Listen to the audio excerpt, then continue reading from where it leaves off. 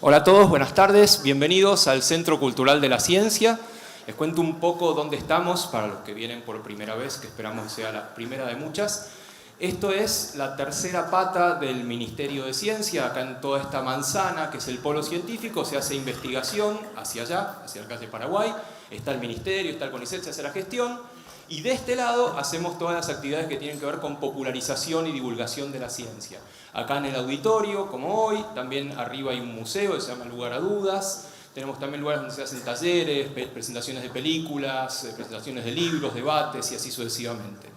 Una de las actividades de este programa de popularización es este ciclo que estamos empezando hoy con un público y dos oradores de lujo. Este ciclo se llama Las palabras y las cosas y las ciencias, porque vamos a incorporar un montón de temas que tienen que ver con las ciencias naturales, sociales, humanas, a través de diálogos de expertos en distintas ramas. Hoy empezamos con esta charla sobre la identidad, la próxima va a ser el 22 de agosto, es una charla sobre las ciudades, y así seguiremos con al menos una charla más este año y otras el año que viene de este ciclo de palabras, cosas y ciencias.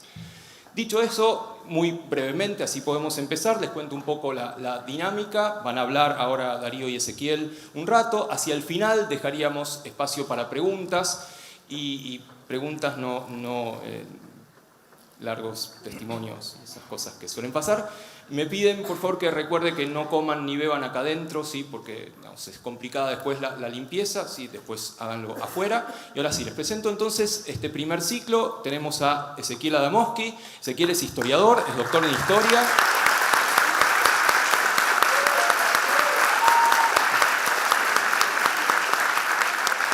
Con una familia muy numerosa, por lo que veo. Ezequiel es doctor en Historia de la Universidad de Londres y es profesor acá en la UBA y en UNSAM. Ha abarcado distintos periodos de historia, también es profesor invitado de varias otras universidades de acá, pero justamente uno de sus últimos proyectos de investigación tiene que ver con abordar el tema de la identidad desde la historia. Entonces nos pareció particularmente interesante esa vertiente para aplicar acá en esta charla sobre qué es lo que somos, el problema de la identidad. Y por otro lado, Darío Steinschreiber es filósofo, también es docente en muchos...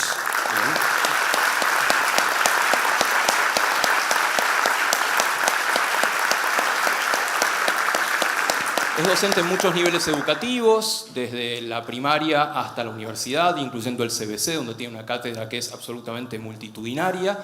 También Darío ha trabajado en distintos aspectos editoriales, en aspectos de gestión de la cultura, estuvo en EUDEVA, estuvo en el Ministerio de Cultura de la Nación, haciendo una cantidad enorme de tareas en gestión y educación. Pero también todos lo conocemos mucho por sus tareas de divulgación dentro de la filosofía, en la tele, con un ciclo absolutamente maravilloso como Mentira la Verdad, un libro tremendamente maravilloso e injustamente poco conocido, debo decir que es Para qué sirve la filosofía, que los invito a leerlo. Es largo, así que no es para leer en una sentada, pero sí en varias, y también con algunos espectáculos en los cuales Darío combina filosofía, música y artes escénicas. Son maravillosos, incluyendo Desencajados, que si no lo vieron, véanlo, porque hay varias funciones próximamente, así que Darío ha combinado un poco el saber académico con la popularización de ese saber. Y justamente uno de los temas que ha tratado Darío, tanto como divulgador como en otros ámbitos de filosofía, es la identidad. Entonces vamos a asistir a este diálogo sobre la identidad, sobre qué es lo que somos, entre un historiador y un filósofo, para tratar de entender un poco mejor dónde estamos parados. Muchísimas gracias a los dos, el estado es vuestro.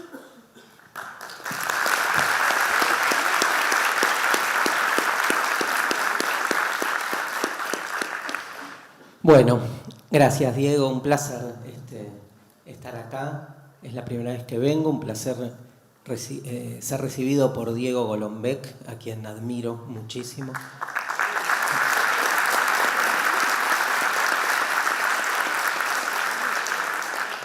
Es el que habló, Diego Golombek. Lo hubieran aplaudido antes.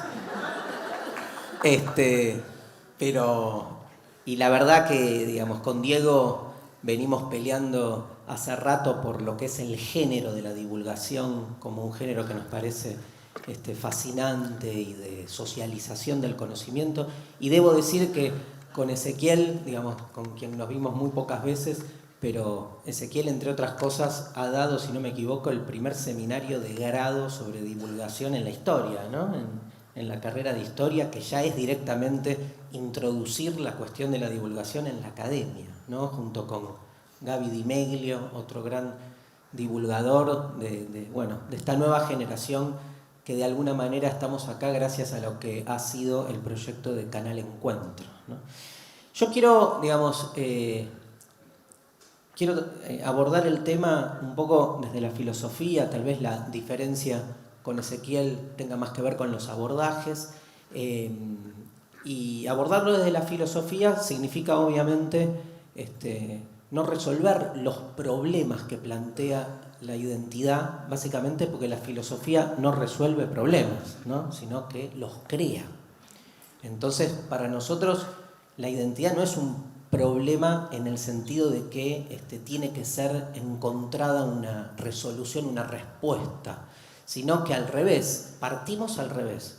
Suponemos que no se cuestiona tanto y cada vez menos la cuestión de la identidad. Entonces nos parece fundamental recuperar su carácter problemático. No buscamos la identidad como quien busca algo que quiere encontrar, algo que está ahí latente, algo que está ahí ya cerrado en sí mismo pero oculto y que se supone que tenemos que descubrir. No buscamos la identidad porque en realidad, de nuevo, al revés, la identidad en sí es la búsqueda. O sea, no es que estamos buscando algo que nos defina, sino que la vida entera, la existencia, no es más que un recorrido en el que estamos todo el tiempo ejerciendo el poder de la pregunta para tratar de entender quiénes somos. Esa pregunta no tiene respuesta. Y no es que esté mal que no tenga respuesta.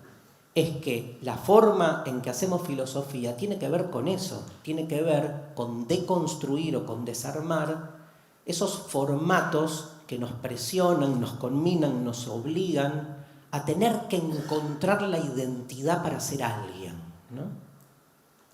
Yo durante muchos años trabajé en la enseñanza media, en ese momento horrible que viven los jóvenes, que es cuando tienen que elegir su carrera, con presiones de todo tipo, sobre todo de un tipo de actor social bastante problemático que son los padres, que entonces ejercen la presión directamente sobre los jóvenes haciéndoles una pregunta terrible, ¿no? Que es, ¿qué vas a hacer? ¿Qué vas a hacer? O sea, hemos transformado el estudio, ¿sí?, en la pregunta por el ser, ¿no? ¿Qué vas a hacer? ¿Médico? No, voy a hacer esto que puedo ser y voy a estudiar algo, medicina, agronomía. Digo, es muy fuerte esa presión. Y, por favor, ni se les ocurra cambiar de carrera. Y menos cambiar de carrera 3 veces en un año, porque ¿saben qué? Tienen problemas de identidad. Y entonces son derivados a un lugar fascinante para todos, que es el diván, que se supone que resuelve los problemas de identidad porque nadie leyó Freud. Porque después uno entiende que en el diván lo que hacemos es acrecentar la problemática de la identidad, que de eso se trata la existencia. Y ni hablar aquel que en 4 años tiene 7 divorcios. Otro problema de identidad insoportable, ¿sí? Y en realidad problema tiene el que, piensa... Bueno, no quiero entrar en... Pero digo, problemas tiene el que se casa, se pasa 40 años con la misma persona, que a los 3 meses se dio cuenta que no la quería, que no quería estar ahí, pero dice, no quiero tener problema de identidad. Y seguir siendo, ¿no? Siempre ahí el mismo en ese vínculo. Me parece que hay que desacralizarla, la identidad. Está sobrevaluada. Es como, ¿sí? Es una categoría muy dura, que aparte por su tradición, que aparte incluso etimológicamente, piensen que identidad viene de idéntico, viene de idem. Idem es lo mismo, lo que se repite siempre lo mismo. Entonces se genera como una digamos, como de nuevo una presión, un imaginario de que hay algo en nosotros que se repite siempre lo mismo, que tenemos que descubrir. Esa idea de que la identidad anida en algún lado, una idea fuertemente religiosa, ¿no? O voy a usar una palabra, digamos, más propia de la filosofía, una idea metafísica. ¿Qué significa metafísica? Significa que se supone que hay algo en nosotros que define lo que somos, algo que se repite siempre lo mismo, por eso es idéntico. Como si pudiésemos separar lo idéntico de lo accidental, lo esencial a nosotros de lo que cambia, ¿no? Evidentemente, mi ropa no es esencial a mí, no se repite siempre lo mismo, entonces no hace a mi identidad esencial. Mi corte de pelo tampoco, mi fanatismo por mi equipo de fútbol y tampoco. ¿Por qué? Porque puede cambiar y yo sigo siendo quien soy. Yo soy Darío, aunque me pele, aunque me haga cura. Bueno, no es un buen ejemplo, pero sigo siendo Darío. Aunque, digamos, aunque me transforme ideológicamente, cambie de sexo, cambie absolutamente en todo lo que en este momento a mí me caracteriza. Sin embargo, parecería haber algo que se repite, algo común en mí que hace que yo sea Darío. Y parece estar puesto en el cuerpo, en primer lugar, y sin embargo el cuerpo cambia. Nada cambia más que el cuerpo.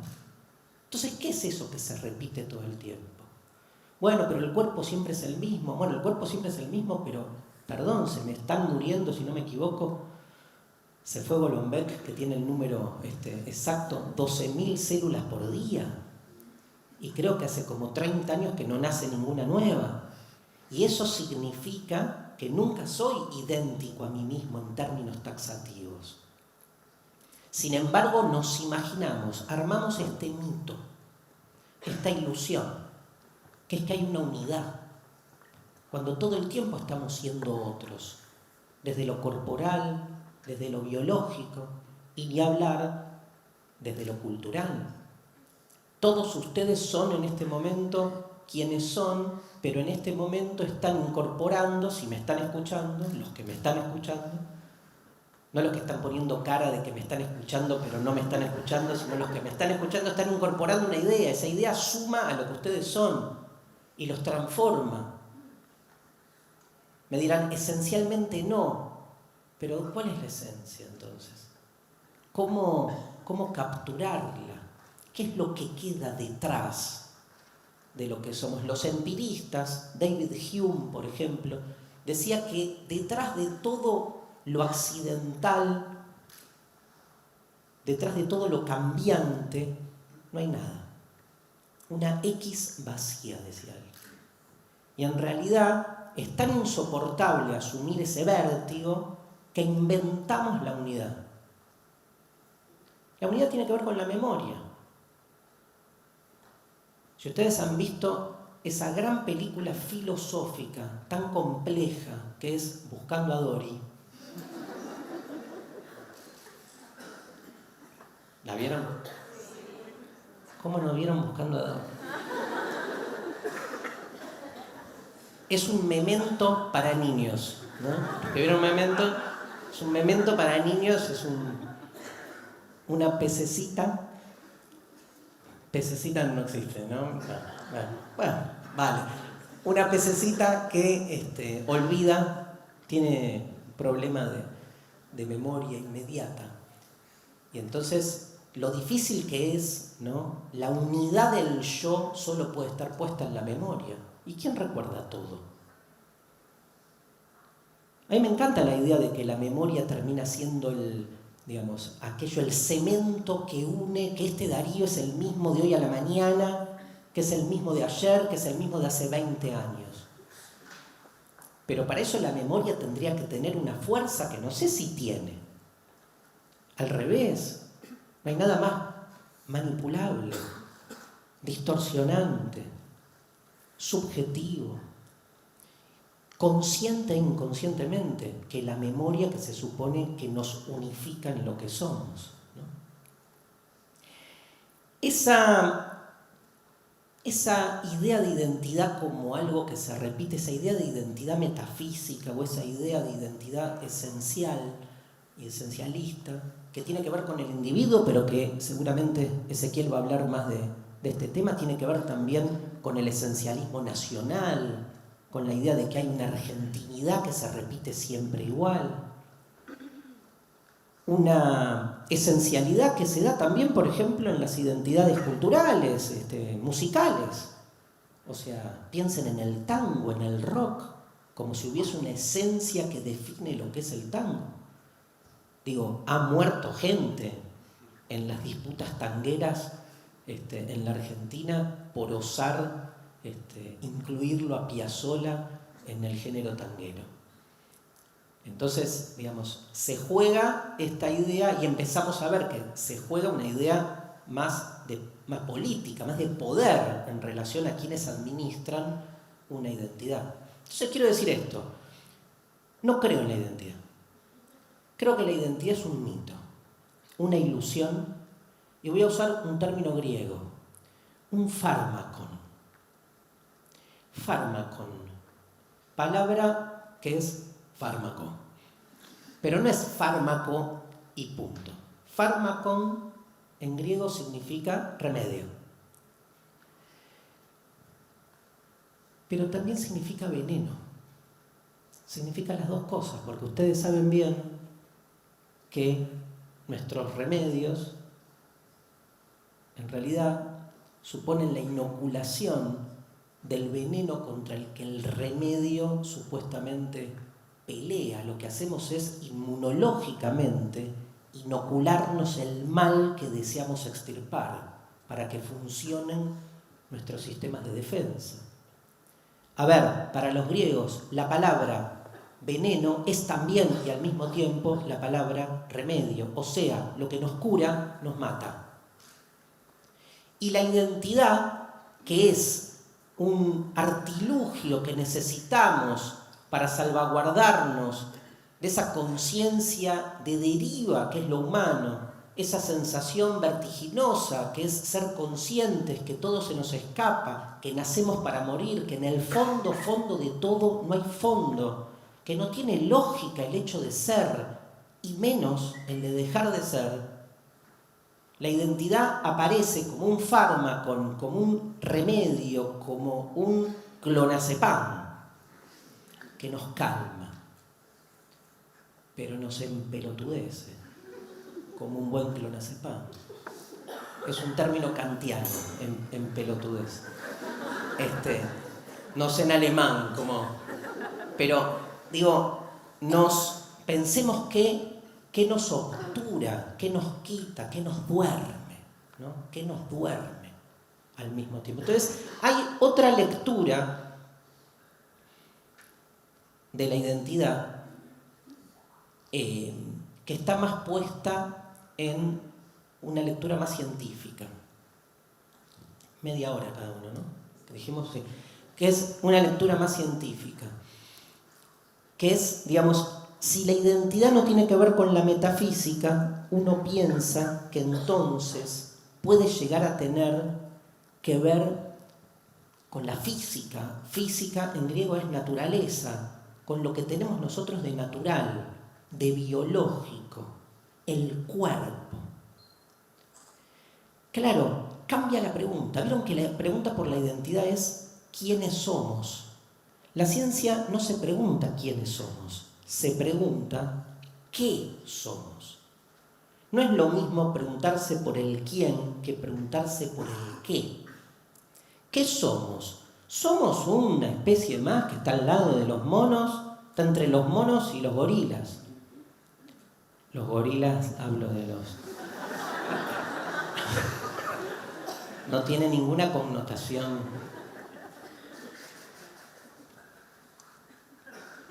política. Digamos,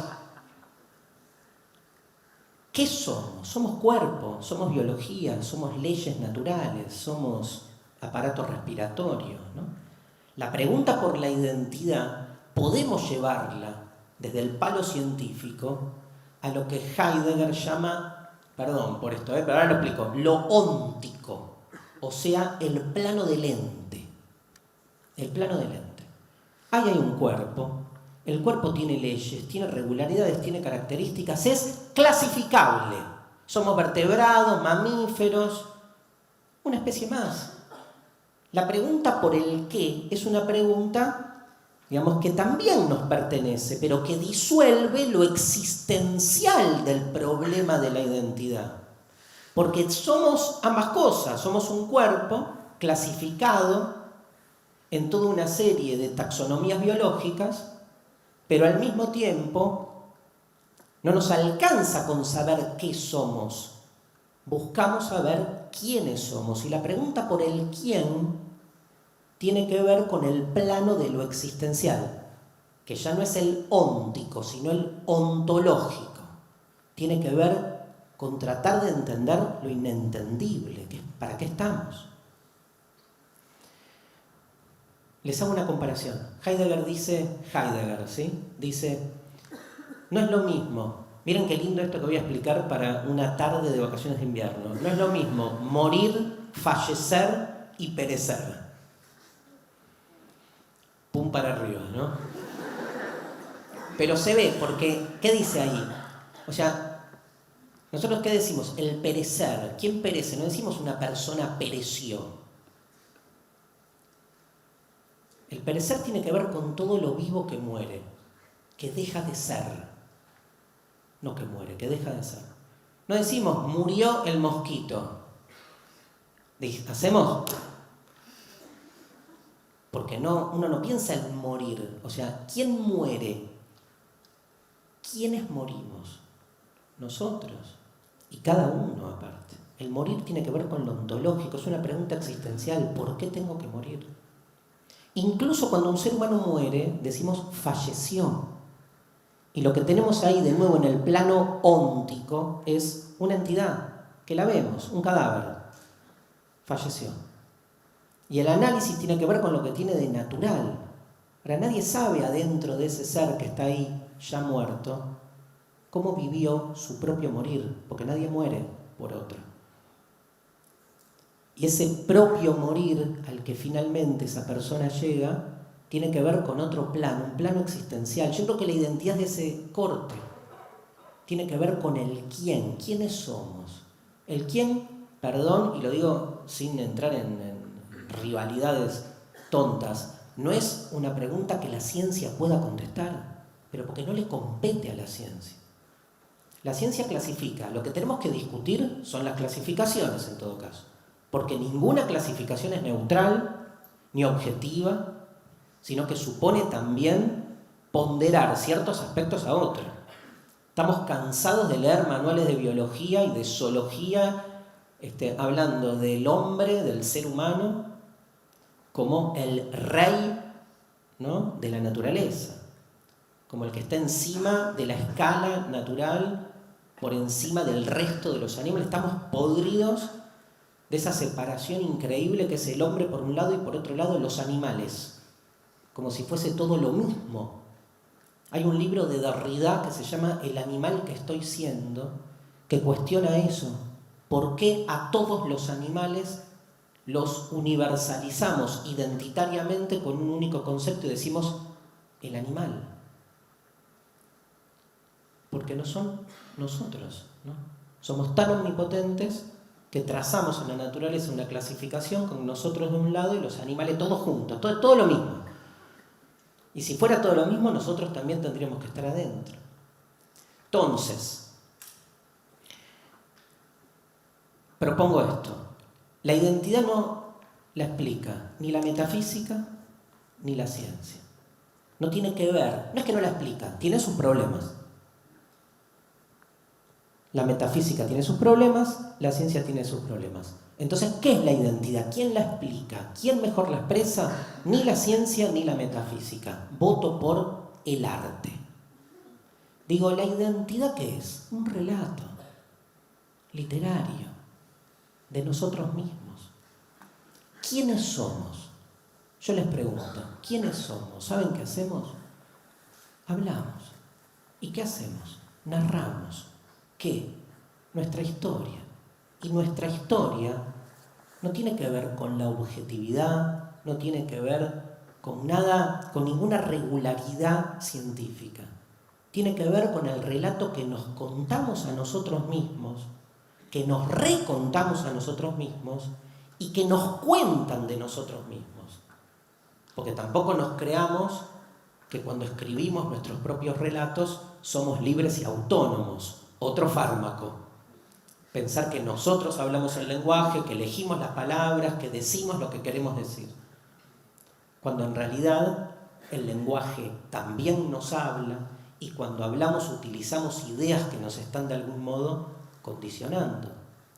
Esta forma de pensar la identidad llamada narrativismo, que tiene que ver con que la identidad es una narración, la saca del plano tanto de la metafísica, de que hay algo ahí escondido, cerrado y absoluto esperando ser descubierto, como de una visión científica más parcial, en la que perdemos básicamente la posibilidad de un desarrollo existencial de nuestra búsqueda. Nada es más existencial que el arte, en la medida en que la literatura, en tanto arte, es una propuesta de búsqueda de sentido que pone a la identidad no tanto en el lugar de la verdad, sino en el lugar de la sombra, en el lugar de la emoción, en el lugar de la perplejidad. Y tengo mucho más para decir, pero no tengo tiempo, tengo que cerrar. Digo entonces, para terminar acá, que en ese sentido, esa escritura, ese texto que somos nosotros, que se escribe todo el tiempo, para poder reescribirse y no convertirse en un texto dogmático, necesita permanentemente del encuentro con el otro. La identidad narrativa crece en la medida en que los lenguajes se contaminan. Por eso es fundamental el entrecruzamiento con otros lenguajes, para que la identidad no se vuelva violenta, autoritaria y negadora de la diferencia. Muchas gracias.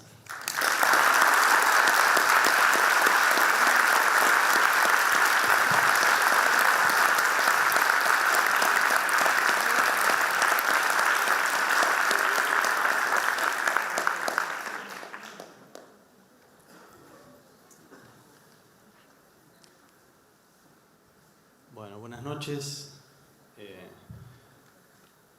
Un gusto realmente estar aquí. Quiero agradecer a Diego Golombek por la invitación, a Mónica Mendoza. Un gusto estar compartiendo esta mesa con Darío. Yo voy a tomar el problema un poco en el punto en el que lo dejó recién Darío, ¿no? Comparto esta idea que nos acaba de presentar acerca de la identidad como una ilusión, como un mito, como algo que a pesar de lo que nos hace creer, carece de un sustento último, carece de una sustancia firme que nos permita estar seguros de quiénes somos, a pesar de que cuando decimos, bueno, yo soy yo o nosotros somos nosotros, creemos estar seguros de qué estamos hablando. Y lo primero que quería decirles es que la identidad, antes que nada, no sé si antes que nada, es por lo menos dos cosas. Una es una narración, recién lo acaba de comentar Darío, en un momento voy a volver sobre eso. Y además de ser una narración, es una imagen. Es una imagen de sí, la imagen que tenemos acerca de, primero, nuestra propia persona y luego los nosotros a los que pertenecemos, ¿no? Para decirlo de otra manera, la identidad es una especie de objeto virtual, una imagen que nos llega desde afuera. Uno piensa cuando dice yo soy yo sé quién soy, uno piensa que es una certeza que nos viene desde adentro, pero en verdad la identidad funciona más bien como una imagen que nos llega desde fuera, ¿no? Esto es algo que los filósofos lo han mostrado hace mucho tiempo. Cuando uno nace no viene al mundo con un yo.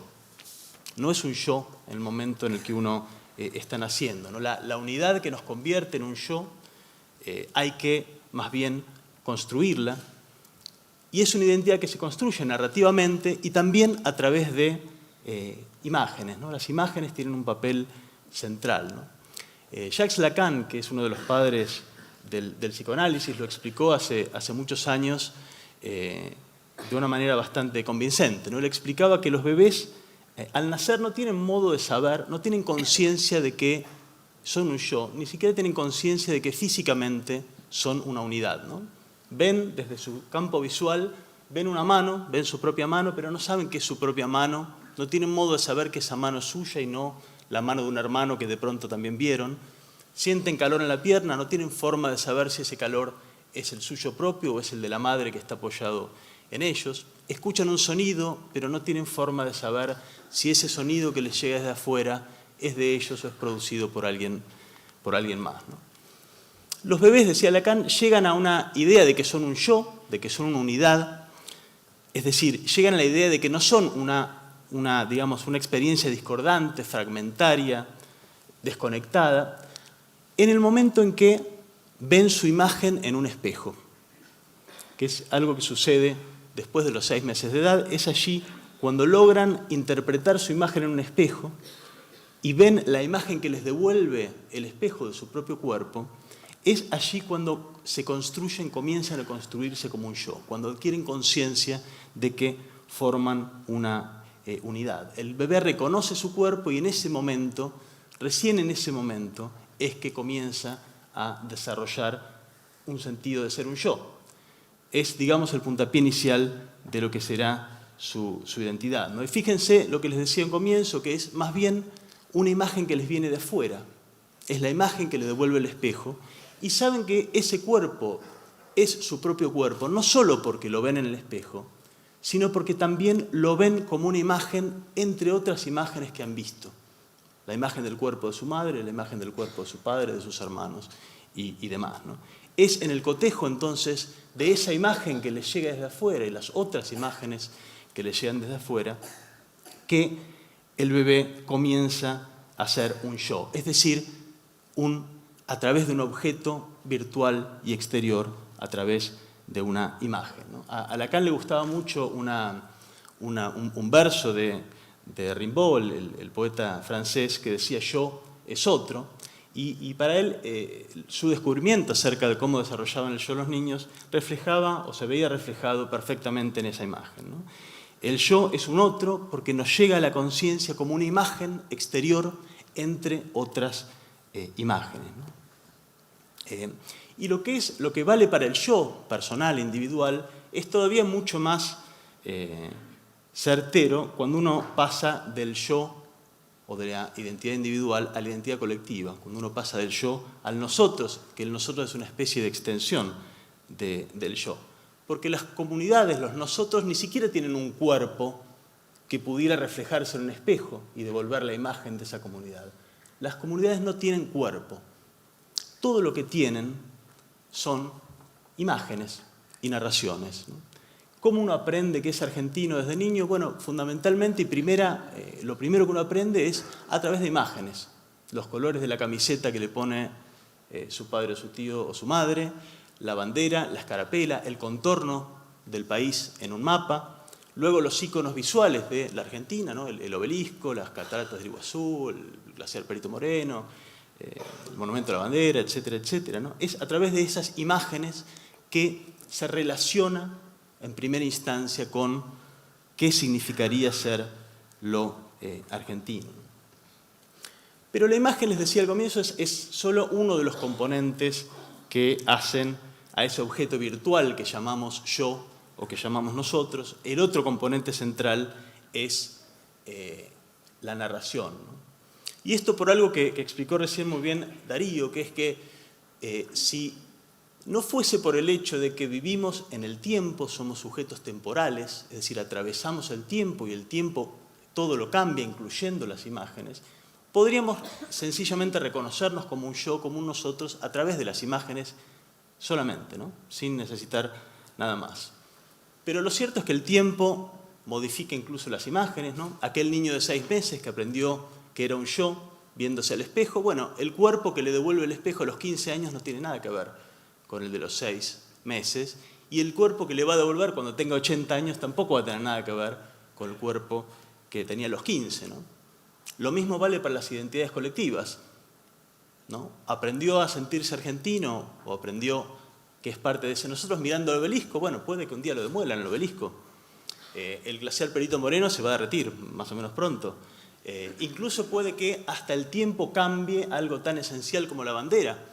El año pasado Nueva Zelanda estuvo a punto de, hizo un referéndum para cambiar su bandera nacional, ¿no? Es decir, podría incluso suceder eso. De modo que el tiempo, el paso del tiempo, los cambios que introduce el tiempo, atentan de alguna manera contra una identidad permanente y también contra la posibilidad de construir una identidad solamente a partir de las imágenes. Y ahí es donde entra el tema de la narración, ¿no? El tema del relato, la identidad como relato que recién comentaba Darío. ¿De qué manera nos consta a nosotros que ese cuerpo, nuestro cuerpo que cambió tan radicalmente de los 6 meses a los 80, es la misma persona? Bueno, uno podría contar, podría decir que uno es la misma persona porque a pesar de que el cuerpo es completamente distinto, hay algo interior, algunos valores, ideas, preferencias, inclinaciones que son permanentes, es decir, que atravesaron el tiempo sin cambios, pero eso es inclusive más problemático, ¿no? Cualquiera de ustedes que haga un poco de memoria podrá ver su propia vida y los cambios que atravesó en sus valores, sus creencias, sus costumbres. Yo mismo a los 12 años tenía la certeza de que iba a ser químico, bueno, y aquí me ven siendo historiador. Capaz que alguno de ustedes que disfruta de la música clásica cómodamente sentado en su living tomando un brandy, a lo mejor a los 20 años era un joven punk con un alfiler de gancho cruzado en la nariz, haciendo pogo y escupiendo al cantante. Tampoco hay algo en el plano de los valores, de las creencias, de las costumbres que sea permanente. Y si uno pasa a lo colectivo, eso es incluso más marcado. Si uno se pregunta qué tienen en común un francés del siglo XVIII y un francés actual, pues realmente es muy poco lo que tienen en común, ¿no? En el siglo XVIII había un rey, hoy es una república. En el siglo XVIII comían pan negro, hoy tienen una comida súper sofisticada. Escuchaban música campesina, hoy escuchan hip hop. Si uno agarrara un francés del siglo XVIII y lo suelta hoy en París, posiblemente no reconozca siquiera que está en Francia. No solo porque cambió el aspecto de la ciudad y vería autos que no conoce y demás, sino porque incluso los propios rostros de la gente que ve no los va a poder reconocer como los rostros de ese nosotros que tenía en el siglo XVIII. Ni siquiera biológicamente hay una relación directa entre los parisinos del siglo XVIII y los parisinos de la actualidad, ¿no? Y es en ese momento donde la narración se vuelve crucial para dar cuerpo a eso que llamamos identidad, ¿no? Podemos decir que somos hoy el mismo muchacho punk que escupía al cantante, o podemos decir hoy que somos argentinos tal como los argentinos de 1810, porque somos capaces de contarnos la historia que nos dice que a pesar de todos los cambios que hemos atravesado, sin embargo, hay algo que permanece, es decir, una continuidad ininterrumpida de eso que somos o de eso que creemos ser, ¿no? Una narración no es ni más ni menos que un cuento que ordena en una secuencia los cambios. El cambio, que es lo diferente, lo distinto, que podría alterar, vulnerar la identidad, que altera, que interrumpe lo mismo, sin embargo, una narración consigue la magia de convertirlo en una secuencia que garantiza la continuidad de lo mismo, ¿no? Y con las historias pasa lo mismo que pasa con las imágenes, ¿no? Así como el niño interpreta su imagen en el espejo gracias a que ha visto otros cuerpos, otras imágenes de otros cuerpos, también somos capaces de contar nuestras historias, incluso las personales, porque están entrelazadas con otras historias de otras personas, ¿no? Quizás ustedes imaginen que podrían cada uno de ustedes contar su propia historia individual de principio a fin, porque les consta cómo sucedió esa historia, pero incluso imaginando que ustedes fueran perfectamente honestos y que no mintieran en su historia, cosa que los historiadores sabemos muy bien que la gente al recordar, bueno, recuerda un poco lo que quiere, omite, miente y demás, ¿no? Pero incluso, digamos, quitando ese problema, para poder contar nuestras historias dependemos de las historias de los demás. Hay muchos episodios de nuestra vida, los podemos contar porque estábamos allí, ¿no? Yo podría contarles por qué y cómo fue que pasé de querer ser químico a querer ser historiador. Yo ya era un yo cuando sucedió eso, estaba allí, puedo contarlo. Pero hay por lo menos 2 momentos de mi vida, de mi propia historia, que no podría contar yo solo. Esto lo decía Mikhail Bakhtin, un gran pensador ruso, que son nada menos que el principio y el final de la historia, ¿no? Nadie puede contar una historia sin que tenga un principio, y ninguna historia puede contarse sin que haya un horizonte de futuro hacia donde avanza esa historia, ¿no? Sin embargo, en nuestra propia historia personal, el principio y el final nos son inaccesibles. Ninguno de nosotros recuerda haber nacido o tiene experiencia o conciencia de haber nacido. Sabemos que nacimos porque nos lo han contado otros. Es decir, sabemos que nacimos porque somos parte de la historia de otras personas, de la historia que han contado otras personas, y lo mismo vale para el final. Sabemos que moriremos no por experiencia personal, gracias a Dios, sino porque hemos visto otras historias y nos han contado otras historias que sabemos que terminan de esa manera, ¿no? Lo que trato de decir es que tenemos una identidad tanto personal como colectiva, porque también nos visualizamos desde afuera como si fuésemos personajes en un escenario, como si estuviésemos en el teatro, ¿no? Viendo personajes en un escenario. Nuestro personaje es el protagónico, claramente, para cada uno de nosotros, pero es un personaje que convive en historias que tienen también otros personajes como parte de ella, ¿no? La totalidad de nuestra vida es imposible de asir, es imposible de comprender o entender fuera de ese escenario donde habitamos como personajes dentro de una historia, ¿no? Eduardo Galeano decía todo esto que estoy diciendo de una manera mucho más sintética y mejor. En una de esas frases tan lindas que escribía, decía que no es cierto que las personas estemos hechas de átomos, decía Galeano, estamos hechos de historias. Y yo los quiero invitar a que tomemos esa frase poética como algo más que mera poesía, con perdón de los poetas que estén aquí, sino que la tomemos literalmente. Es decir, que estamos hechos de historia en el sentido más literal posible de la expresión.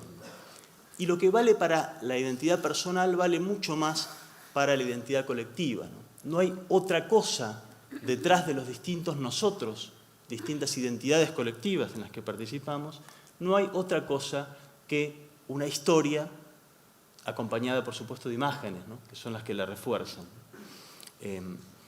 Las historias que nos contamos tienen la capacidad, nada más ni nada menos, que de definir con qué cuerpos humanos vamos a compartir nuestra historia y qué cuerpos humanos vamos a excluir de esa historia. Qué cuerpos humanos de los muchos que nos rodean son parte de ese nosotros y qué cuerpos humanos son extranjeros, y vaya si eso es importante. Quería darles 2 ejemplos y con esto termino, o uno, no sé cómo voy de tiempo. Tengo un rato, bueno, 2 entonces. 2 ejemplos tomados de las investigaciones que hice como historiador, para ver cómo funciona un poco esto de la identidad colectiva, ¿no? El primer ejemplo tiene que ver con la identidad occidental, ¿no? La de ser parte de un mundo occidental, que es una identidad en la que participamos también incluso en Argentina, ¿no? Es una identidad bastante reciente. Empezó a existir recién en el siglo XIX, anteriormente, en siglos anteriores no existía nada parecido. La gente que vivía en Europa, digamos en el siglo XVII, por poner una fecha, no creía pertenecer a ningún occidente, no sabía qué significaba esa expresión. Ni siquiera en esa época había una identidad europea muy firme. La había, pero era más bien débil, ¿no? La identidad colectiva principal, digamos, además de la del terruño de cada uno, era la de ser parte de la cristiandad. Esa es la gran identidad englobadora del momento, ¿no? Ese nosotros, obviamente, incluía a todos los cristianos. Geográficamente hablando, iba desde Rusia hasta España e incluía a los cristianos que vivían fuera de Europa también, por dar un caso, los cristianos que vivían en Siria. Dentro de Europa, en esa época, nadie distinguía que hubiera una Europa oriental y una Europa occidental. Esa idea, como les decía, es del siglo XIX. Anteriormente, en verdad, el eje principal que tenían en mente los europeos era un eje no que dividía en este y oeste, sino de norte y sur. Estaban los países del norte, de los que se suponía que tenían tal o cual característica, y los países del sur de Europa, de los que se suponía que tenían otro tipo de rasgos, ¿no? ¿Quiénes eran los del norte? Bueno, los británicos, los alemanes, los escandinavos, los polacos, los rusos. ¿Quiénes eran los del sur? Los franceses, los italianos. Si a un francés educado en el siglo XVIII le preguntaban hacia dónde queda Rusia o hacia dónde queda Polonia, la respuesta que daba es hacia el norte, no hacia el este. En su imaginación geográfica, lo que valía era el eje norte-sur, ¿no? Esto cambió bastante drásticamente en el siglo XIX y cambió como parte de una narración novedosa que reorganizó los límites del nosotros, reorganizó las identidades colectivas. Como parte del desarrollo de las ideas de la Ilustración y luego del liberalismo, la identidad cristiana de la cristiandad perdió emotividad, digamos, quedó fuera de moda. La religión, la iglesia eran vistas como fuerzas más bien retrógradas. Y por otro lado, en la época del imperialismo, que es la época del siglo XIX, los europeos de algunos de los países de Europa se sentían, con derecho a imponer su ley a cualquier territorio no civilizado, y esto, si eran o no cristianos los habitantes del territorio, era lo que menos importaba, ¿no? Además, también en el siglo XIX, los regímenes liberales que empezaron a surgir en distintas partes de Europa tuvieron un enemigo común, que fue la Santa Alianza que formaron los monarcas de Prusia, Rusia y Austria para detener el influjo de la Revolución Francesa, ¿no? En ese contexto hubo un gran historiador francés que se llamaba François Guillot, que era el jefe, además de ser un gran historiador, era el jefe del Partido de los Liberales Doctrinarios en Francia y llegó él mismo a controlar los destinos de su nación en la década de 1840. Inventó una nueva narración que explicaba quiénes eran ese nuevo nosotros que él estaba proponiendo, ¿no? Él propuso la idea de que Europa occidental, y acá ingresa por primera vez este término que no era habitual, Europa occidental era la cuna de la civilización, una región del mundo que por una serie de rasgos históricos, muy antiguos algunos de ellos, había dado lugar a un milagro, que era el milagro del progreso y la civilización, y por eso se distinguía, para empezar, del inmovilismo del Asia, de la barbarie del África, pero también se distinguía de la otra mitad de Europa, justo la mitad de Europa que ocupaban los monarcas que eran enemigos de ese proyecto, que era Europa oriental. Este es otro término que empieza a utilizarse en ese momento, ¿no? Parte esta narración Europa en dos. Dice, Europa, la cuna de la civilización, es la Europa occidental. Europa oriental, por el mismo nombre que le pone oriental, se relaciona con Oriente, con lo asiático, con lo atrasado, con lo incapaz de progreso. Y de este modo, ese nosotros reorganizado invitaba a sentirse parte a determinados europeos y excluía a otros europeos. Y además desarmaba ya una idea que venía desarmándose anteriormente, que es la idea de cristiandad, de modo tal que ese nosotros también dejaba fuera, por ejemplo, los cristianos de Siria, que ya no formaban parte de ese nosotros. Bastante poco tiempo después de la aparición de esta narración, la idea de Europa occidental se amplió hacia la idea que hoy manejamos, que es la idea de Occidente, de modo tal de incorporar dentro de ese nosotros a fundamentalmente los territorios de Norteamérica, donde se había trasplantado ese milagro de la civilización europea y había florecido, de modo tal que ese nosotros occidental trazaba una frontera que dejaba fuera algunos cuerpos humanos que antes habían formado parte de un nosotros e incluía a otros nuevos. Y esto que comento aquí no es una cuestión meramente de historiadores o de políticos, sino que tiene un correlato muy directo y concreto en nuestras vidas. Recordarán ustedes la reacción enorme que hubo cuando asesinaron a 12 periodistas de la revista Charlie Hebdo en París el año pasado.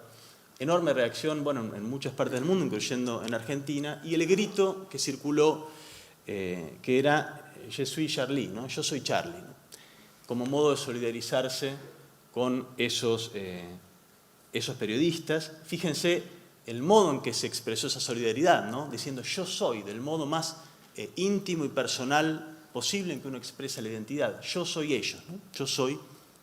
Ellos soy yo. Somos parte de un mismo nosotros, tenemos una proximidad enorme. Y esa solidaridad obviamente nos enaltece y es algo muy destacable, pero es muy evidente que no sentimos lo mismo cuando las víctimas de atentados terroristas son cuerpos que no pertenecen a ese nosotros occidental, ¿no? Cuando hay atentados en Turquía, en Siria, incluso en Rusia y demás, no vivimos, no lo digo esto con un afán meramente crítico, intento ser solamente descriptivo, ¿no? No vivimos esas muertes como si fuesen unas muertes próximas, del mismo modo que vivimos las de los periodistas franceses. Lo mismo uno podría decir, bueno, los muertos de los atentados a las Torres Gemelas no los vivimos del mismo modo que los muertos de la guerra de Irak, que por otro lado fueron infinitamente más, ¿no?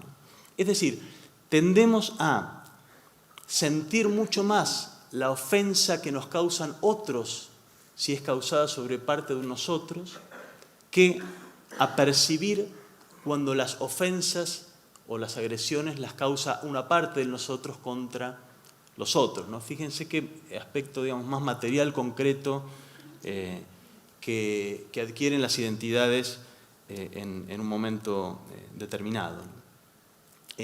Estamos hechos de historias, entonces, y esas historias definen cuánto vale nada más ni nada menos que el cuerpo humano. Cuánto vale un cuerpo para nosotros, el nuestro, el de nuestro prójimo y el del extranjero. Historias, y repito aquí, historias siempre acompañadas de imágenes. Las imágenes son siempre centrales también, ¿no?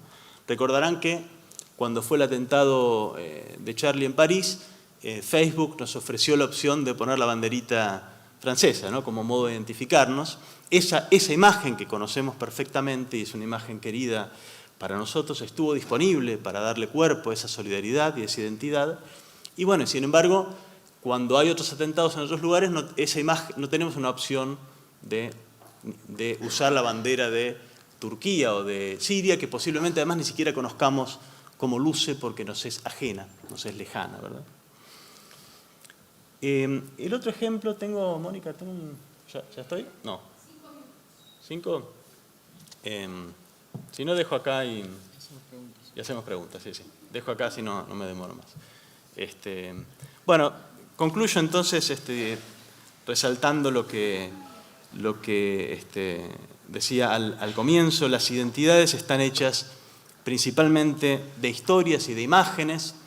Hoy por cuestión de tiempo no quise abrir un poco más el panorama, pero aunque sea lo menciono, en verdad también están hechas de sonidos. Nuestras identidades, los sonidos son casi tan importantes como las imágenes. Estamos hechos entonces de historias que nos cuentan y que nos contamos, estamos hechos de imágenes que diseminamos nosotros mismos o que percibimos o miramos. Esas historias y esas imágenes son las que nos hacen sentir parte de un nosotros y las que construyen las fronteras que, primero, que nos hacen un nosotros, pero también que nos distinguen, nos separan de otros cuerpos, convirtiéndolos en extranjeros, ¿no? Nuestros cuerpos vibran en sintonía cuando están conectados por historias que nos conectan, cuando están conectados por imágenes en las que nos sentimos representados, y permanecen inertes, por el contrario, cuando hay historias o bien que no nos conectan o bien que nos convierten en extranjeros. Gracias.